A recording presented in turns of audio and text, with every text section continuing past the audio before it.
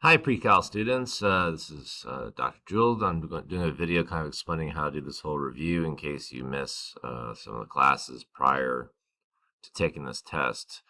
So questions 1 and 2 are, what are the polar coordinates for the points below? So we have this point here and this point here.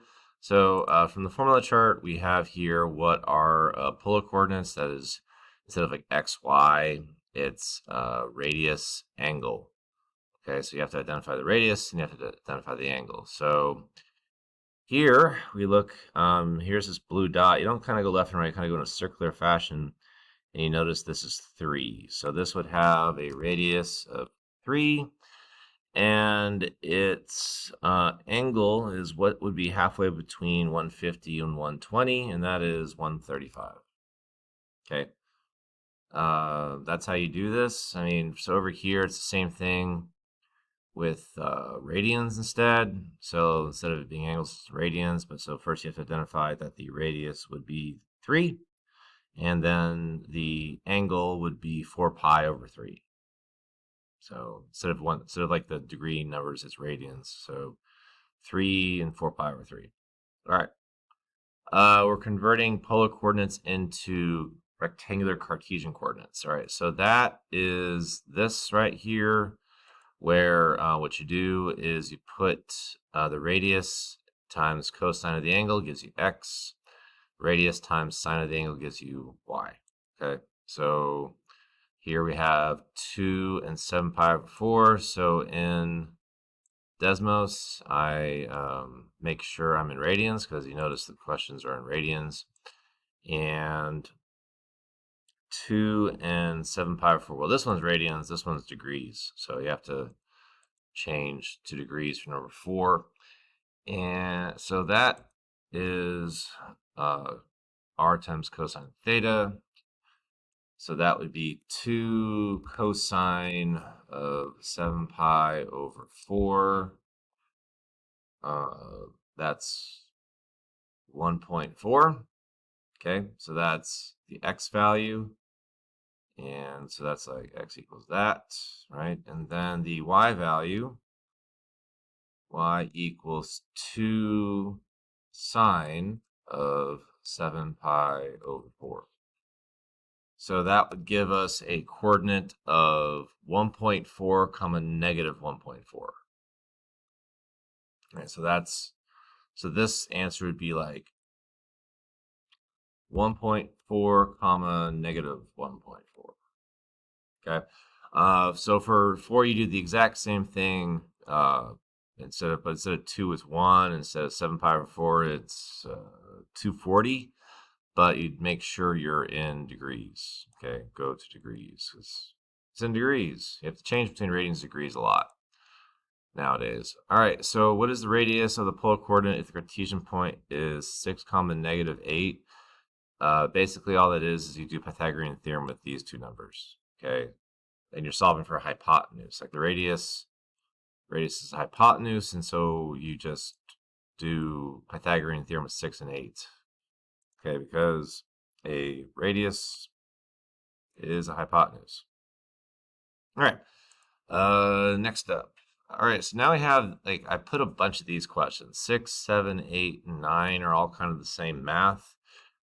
So it's going to be kind of hard to explain how to do this on a screencast video like this because I can't really draw. Can I draw? Let me find an app to draw. Okay, cool. I found a drawing app. All right, so I'm going to do one of these, and the one I want to explain is the last one, I think. So, like, for all of these, kind of the first step is the same thing. First, you have to understand, like, what is this telling you? Like, secant is hypotenuse over adjacent. So this is telling you that there's a right triangle with a hypotenuse of a length of 25 and an adjacent side to the angle of 24. And it's saying that you're in quadrant 1, and that if you draw that correctly, that should give you what to do. Yeah, and then you identify what is the opposite via Pythagorean theorem, and then the answer would be what is opposite over hypotenuse. Okay, let me do this one. All right, so I'm gonna do 9. So 9 is kind of like the harder one because what makes it harder is that it has sine 2 theta. All right, so that means we're gonna have to plug in values into a formula. So that formula is the formula, the double angle formula. So here we have sine 2a. So I'm gonna not plug in just the sine a. I gotta do 2 sine a cosine a. Kind of difficult. All right, so here we have the secant is 25 over 24. So this is the 25 is the hypotenuse, 24 is the adjacent, and here we have the quadrant of 1. All right, so I'm going to draw what that means. So let's say here is a really bad looking coordinate plane, and we're in quadrant 1.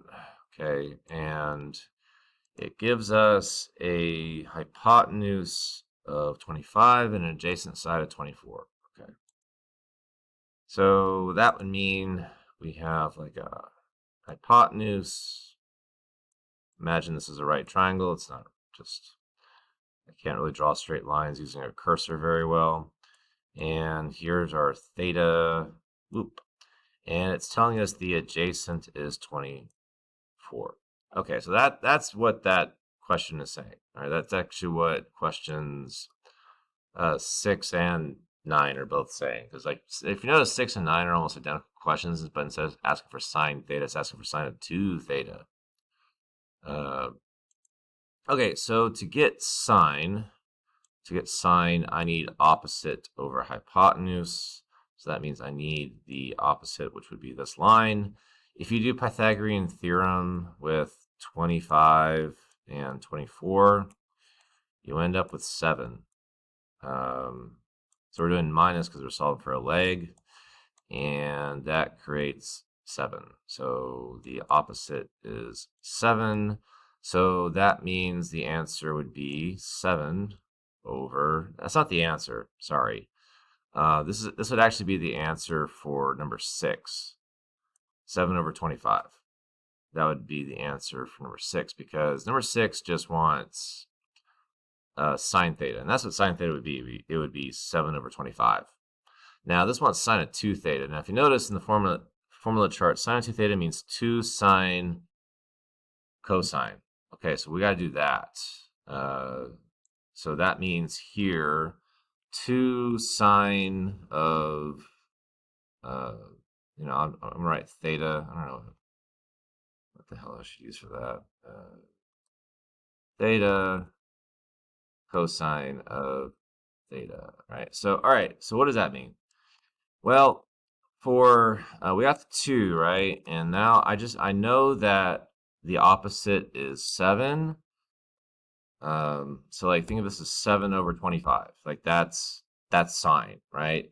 And then cosine is actually the reciprocal of secant, and that's 24 over 25.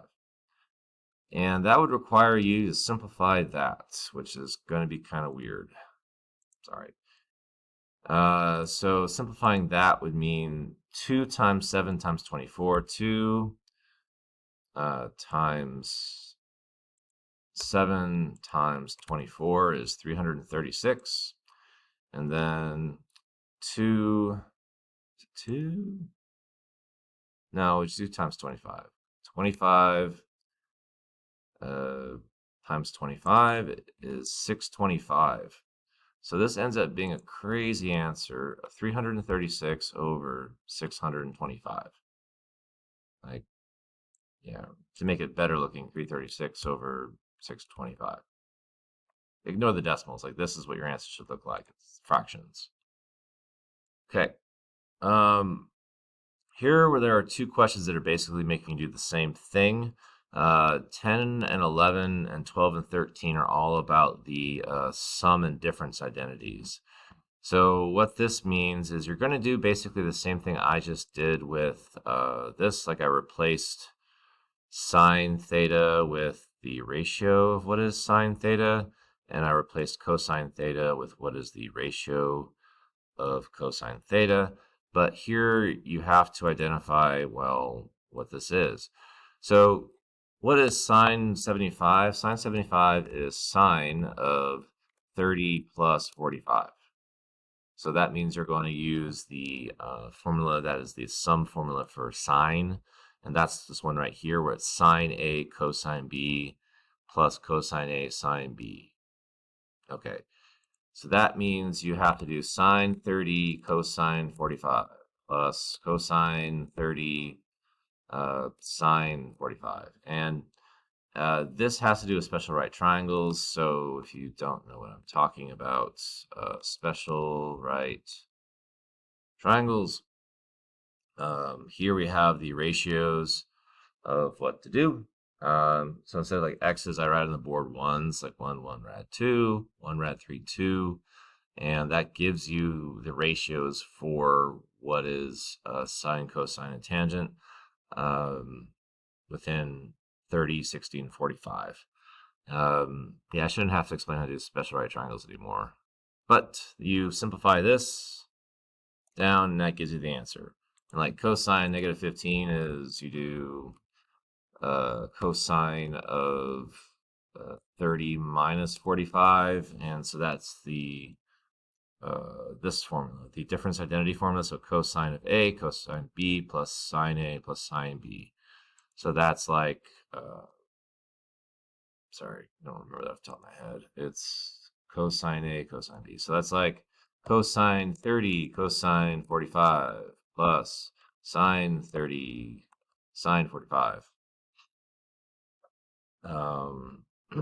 Yeah, and you simplify all 4 of these ratios based on special right triangles, which, again, I should not have to explain what I'm saying about that anymore. All right, here's kind of like the opposite of 10 and 11. Like here, you have to identify like what formula looks like this, what formula looks like this, meaning within these formulas, and then so those questions would give me like the right side of the equation, and then so you just plug in, you figure out what left side equation it is, and that gives you the answer. Like for example, for 12, we have sine cosine minus cosine sine. That is this one. That is sine. It's a difference of sine, so that's sine of A minus B. So that means all you have to do is sine of 71 minus 11, and that is sine of 60. And just as a reminder, within special right triangles, sine of 60 means here's 60. What is opposite 60? Rad 3. What is the hypotenuse? 2. So this would have an answer of rad 3 over 2. Okay. I got 2 minutes before this video times out. All right, component form for vectors means do the coordinates on the right minus the coordinates on the left, and that creates the vector. So like here it'd be 9 minus 9 is 0, and then negative 9 minus negative 5 is negative 4, so you'd have a vector of 0, comma, negative 4. Magnitude is you're doing Pythagorean theorem with the numbers you're given as legs. So like this would be square root 9 squared plus 12 squared. That'll give you the answer. Here you would do, so what I'll do like 16 just so you kind of understand what I'm saying, is that you got to do Pythagorean theorem, meaning square root of 9 squared plus 12 squared, and the answer is 15. So that's magnitude is distance or hypotenuse, with the vectors are the legs. So that's 15. So here we'd use 2 rad 30 squared, and then negative 1 squared. Do the same thing as I just did. Yeah, here you're just doing the same, just with weird numbers. And for number 19, you have to figure out the component vector, component form of the vector first, and then you use the 2 numbers in the vector as their legs. Here you do for 20, 21, and 22 is the inverse of tangent formula. And these 4, please just read these directions on how to do it. Okay, that's it. I hope that was helpful. Have a good day.